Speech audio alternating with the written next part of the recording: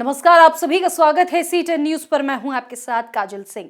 लखीमपुर हिंसा मामले में तीसरी बार सुप्रीम कोर्ट में सुनवाई हुई। यूपी सरकार ने सुप्रीम कोर्ट में नई स्टेटस रिपोर्ट दाखिल की। वहीं सुप्रीम कोर्ट यूपी सरकार की अब तक की जांच से संतुष्ट नहीं है। मामले पर सुप्रीम कोर्ट ने कहा है कि हमें ये कहते हुए दुख है कि 2 FIR 219 और 220 को ओवरलैप करके एक विशेष आरोपी को लाभ दिया जा रहा है। साथ ही सुप्रीम कोर्ट ने कहा है कि स्टेटस रिपोर्ट में कुछ भी नया नहीं है। हम जो उम्मीद कर रहे थे वैसा कुछ नहीं है। लखीमपुर खीरी केस में 4 किसानों और एक स्थानीय पत्रकार सहित 8 लोग मारे गए थे। इस मामले की सुनवाई के दौरान सुप्रीम कोर्ट ने फटकार लगाते हुए यूपी सरकार से पूछा कि केवल आशीष मिश्रा का फोन ही क्यों जब्त किया गया है और दूसरों का क्यों नहीं। कोर्ट ने कहा कि ये सुनिश्चित करने के लिए कि केस में सबूतों का कोई घोलमेल ना हो, इस मामले की जांच की निगरानी के लिए एक अलग उच्च न्यायालय के रिटायर्ड जज को नियुक्त करने के इच्छुक हैं। लखीमपुर मामले की जांच पूरी निष्पक्षता के साथ और पूरी स्पष्टता के साथ चल रही है। सरकार दोषियों को सजा दिलाने के लिए प्रतिबद्ध है, कटिबद्ध है। इसमें कहीं से भी कोई ढिलाई नहीं बरती जा रही है। माननीय उच्चतम न्यायालय ने यदि किसी भी तरह की कोई बात कही है, कोई सुझाव दिया है, कोई निर्देश दिया है, तो उत्तर प्रदेश की सरकार उसे देखेगी और जैसा माननीय उच्चतम न्यायालय का आदेश होगा उसका पालन करेगी। उत्तर प्रदेश सरकार की ओर से लखीमपुर खीरी में हुई हिंसा पर दायर स्टेटस रिपोर्ट से सुप्रीम कोर्ट खुश नहीं है।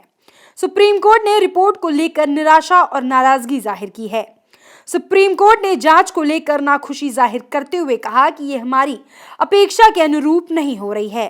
प्रदेश सरकार की तरफ से दायर स्टेटस रिपोर्ट में ये कहने के अलावा कुछ भी नहीं है कि और गवाहों से पूछताछ की गई है।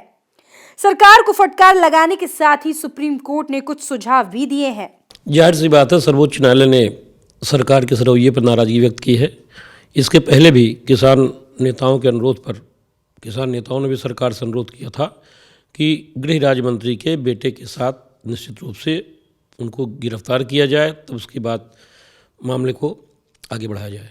लेकिन सरकार ने, जाहिर सी बात है, चूँकि केंद्रीय गृह राज्य मंत्री हैं, भारतीय जनता पार्टी की सरकार है, तो सरकार उस तरह से तत्परता सरकार ने नहीं दिखाई जैसे दिखानी चाहिए थी। इसीलिए सर्वोच्च न्यायालय ने फटकार लगाई सरकार को इस रवैये पर और तुरंत ही इसमें सख्ती बरतने के लिए निर्देश दिए।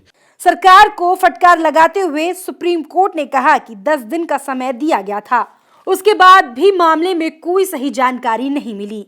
बस कुछ गवाहों के बयान हुए, लैब रिपोर्ट नहीं आई, फोन रिकॉर्ड का परीक्षण भी नहीं किया गया है।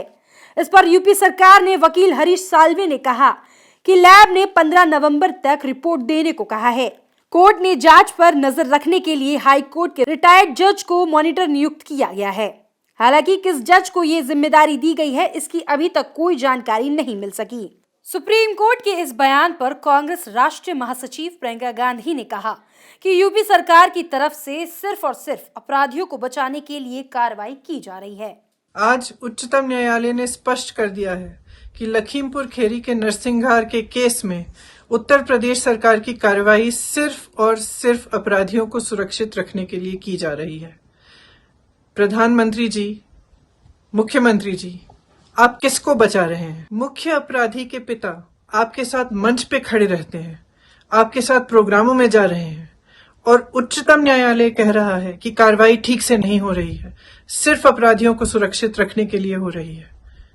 आप क्या संदेश दे रहे हैं इस देश? सुप्रीम कोर्ट ने प्रदेश की सरकार को फटकार लगाई तो विपक्ष के नेता भी सत्ताधारी सरकार को लखीमपुर खीरी मामले में घेरने लगे। सपा MLC उदयवीर सिंह ने कहा कि सरकार लगातार लखीमपुर खीरी मामले में आरोपी को बचाने की कोशिश कर रही है। सुप्रीम कोर्ट का जो फैसला आया है वो विपक्ष के आरोपों की पुष्टि करता है। लखीमपुर वाला मामला पहले दिन से संदेशपद था। सारे विपक्ष ने स्पष्ट रूप से ये कहा था कि भारतीय जनता पार्टी का केंद्रीय गृह राज्य मंत्री इसमें शामिल है, उनकी शय पे किसानों को कुचला गया है। उस तरह के वीडियो भी बाद में आए। सरकार लगातार उसे बचाने की कोशिश कर रही है।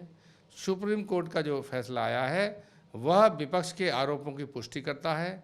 हम अनुरोध करेंगे सुप्रीम कोर्ट से कि इस जांच को उन्हें अपने हाथ में ले लेना चाहिए और अपने तरीके से कराना चाहिए, क्योंकि टैनी के मंत्री रहते और भारतीय जनता पार्टी की सरकार रहते हुए किसानों के साथ न्याय नहीं हो सकता और अन्नदाता को इस तरह कुचलने का काम अंग्रेजों के ज़माने में हुआ करता था, आज़ाद भारत में हुआ नहीं। वहीं इस मामले में कांग्रेस भी किसी तरह का कोर कसर नहीं छोड़ना चाहती है।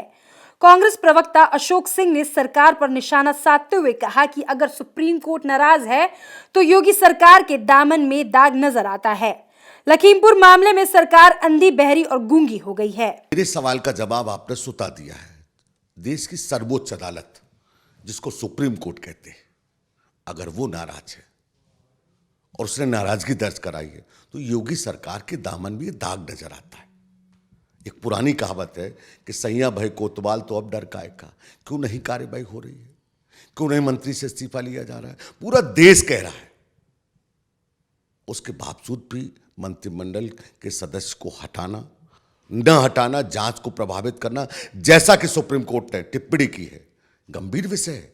अगर सुप्रीम कोर्ट को टिप्पणी करता है तो सरकार को समझना चाहिए, मगर सरकार अंधी और बहरी और गूंगी और सरकार की आंखों में मोतियाबिंद हो गया है। उन्हें किसान की सादत नहीं दिखती है।